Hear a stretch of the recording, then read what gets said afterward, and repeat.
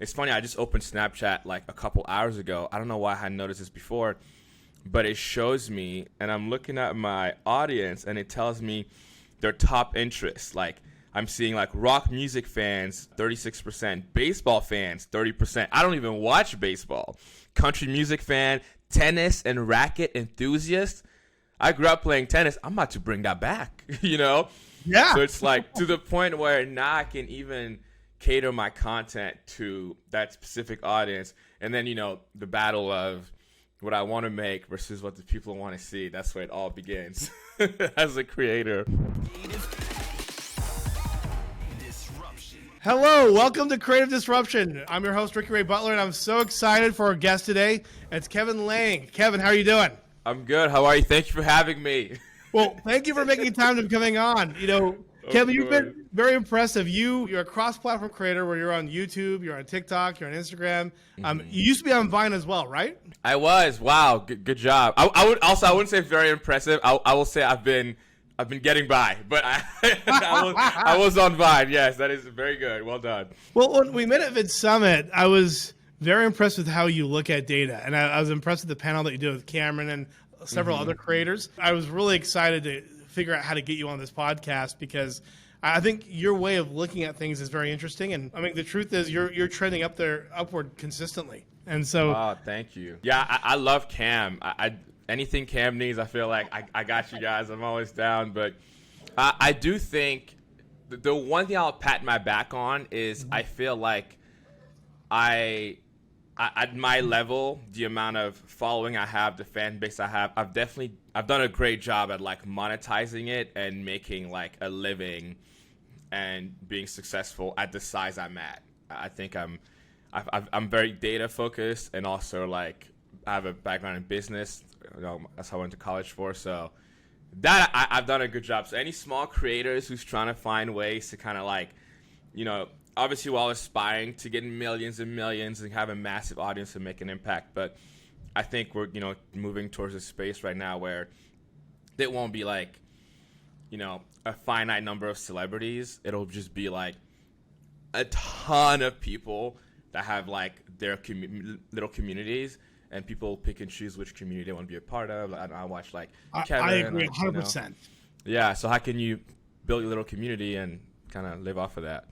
Yeah, well, content will be more diversified, and you know we talk about a lot like that. There's a decentralization of content happening, and I think there's going to also be a decentralization of platforms. But there's 200 million creators. I mean, that's a huge amount of people, and I think there's going to be hundreds of millions of more.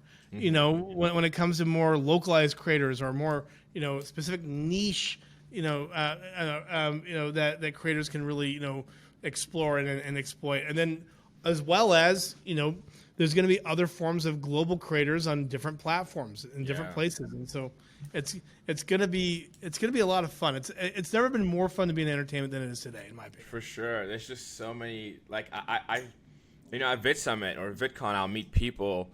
This girl came up to me, her name was Savannah, and she's like, "Oh my God, I love your videos. Like, I watch you all the time. I'm on TikTok." I'm like, "Oh, no way. Like, what's your TikTok?" I'm thinking like, "Oh, I can make one with you. Like, let's help you out." She had 9.9 million followers. I never heard of her, and I was like, "Oh yeah, this is happening. Like, people are building their communities, and like, if you have something you love, you can really go out and like build a community around it." Yeah. Well, and there's technology in place now where you can really contextualize that community as well, where not only can you see with like leveraging AI, like the demographics and the geographics, but actually I spoke about this at Vid Summit a bit.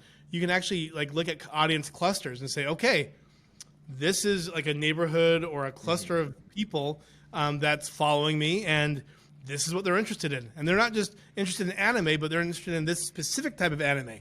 And that's very empowering, I think, to creators to be able to do that and to be able to contextualize to that level, because you can truly understand who's watching you, what their interests are, who else are they watching, and then how do you cater your messaging to the maybe the pockets of people that have the most engagement around what you do. For sure. I mean, it's it's like the algorithm, right? The algorithm's job is to figure out what to serve to the people based on what they like. And in a sense, we have to be our own algorithms. Like, it's funny, I just opened Snapchat like a couple hours ago. I don't know why I hadn't noticed this before, but it shows me what other videos your followers watch, who else they're subscribed to, yada, yada, yada. But on Snapchat now, I scroll down and I'm looking at my audience and it tells me their top interests. Like, I'm seeing like rock music fans, 36%, baseball fans, 30%. I don't even watch baseball. Country music fan, tennis and racket enthusiast. I grew up playing tennis. I'm about to bring that back, you know?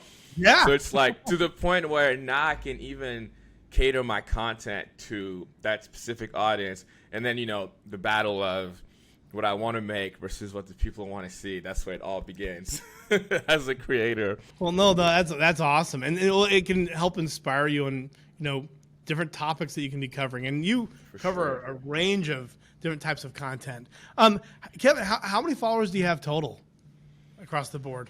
That's not really the number that matters, but that's a good question. I don't know. I remember when I was trying to break 1 million across. It's funny because you're right. It doesn't really matter as much as you used to.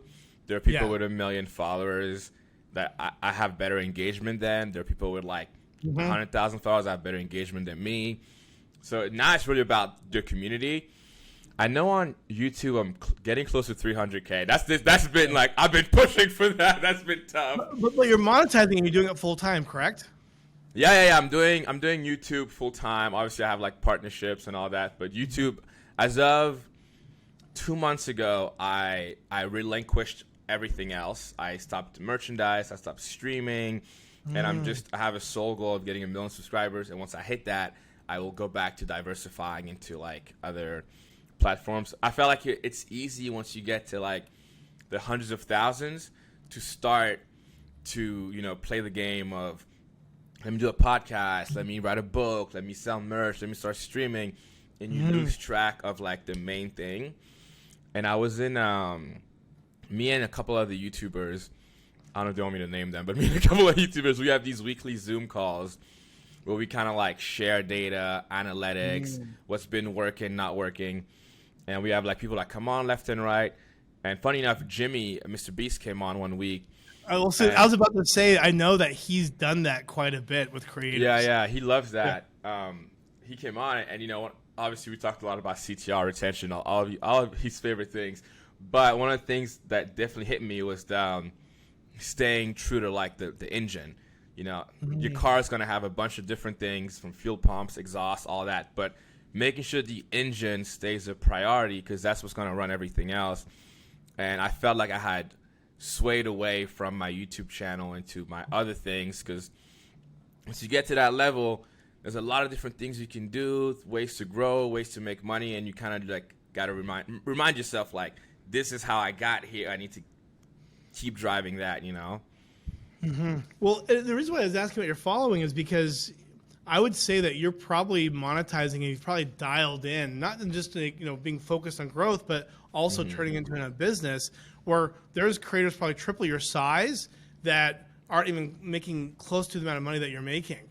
And so it's one of those things where sometimes people believe once I get 10 million followers or I'm mainstream or famous, that's when the money is just going to come. But the truth is, you have to model your business from the beginning to be not only engaging and entertaining, but but in a way that's also monetizing your business and monetizing your content.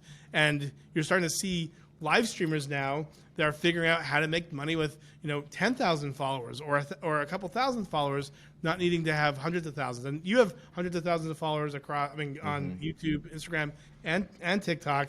I guess you'd be considered like more like a medium up and comer creator. But what's so fascinating to me is that, as you pointed out with like Snap earlier, you're always looking at the data and you're always like figuring out how to do better. And so thanks for sharing that story with Jimmy. That's awesome that he joined your on that. No, he's great. Jimmy is he's awesome. I'm friends with his brother too. I don't know. Well, people know his brother. I don't know if they know I think they know his name, but he had that channel, Mr. Bro. But his brother and I are very close. He actually helps me a lot with my other channels and stuff like that. We work on a bunch of different things. But that whole family is just like, I don't know the brothers, but they don't care about anything but making good content. Right. Like that's all they care about, and that's what I care about. So it's easy for us to like become friends, you know. We talked about followers. What's interesting, it really comes down to engagement and like human attention, right? Like, I mean, how much attention you're really, gaining, and how much loyalty is behind that. Being able to like leverage some AI and be able to like look at the data deeper, and specifically unstructured data, which is like the actual content, including like text and images, etc. But what we've been able to find is that even with engagement, you have to be very careful, because I believe it's 75% of creators have between 20 and 40% fake engagement. Fake engagement? Fake engagement, and this is specifically on Instagram. And this is the thing, bots and fake engagement is just a part of the ecosystem. Everyone's going to have some type of percentage of fake engagement, whether it's on a Meta platform or anywhere else, Twitter or wherever. Like, there's always going to be fake engagement. It's just a part of the world that we're in now. But like the truth is, it's almost impossible for either a creator or like a brand to be able to look at like 1,000 comments and figure out, well, what is fake versus real? Right. But where we're starting to see the pattern really come to life is like when we're measuring conversions, when we're working with creators. That's what I was going to say. And so there was one creator a couple of years ago that was collaborating with a brand. The brand came out, a clothing brand said, this creator marketing or influencer marketing is dead because we worked with this person that has millions of followers and they only sold 35 t-shirts. Well, if you would have been able to look at the data better and the engagement better, you would have seen that 60% of her engagement was fake. And maybe you shouldn't have paid as much money that you paid. And I mean, 100%. And so it's like one of those things where, the creator economy is like much more mainstream, but like there's more content, there's more art, there's more creators, and there's more data than ever before. But like we have to be more sophisticated in how we look at that.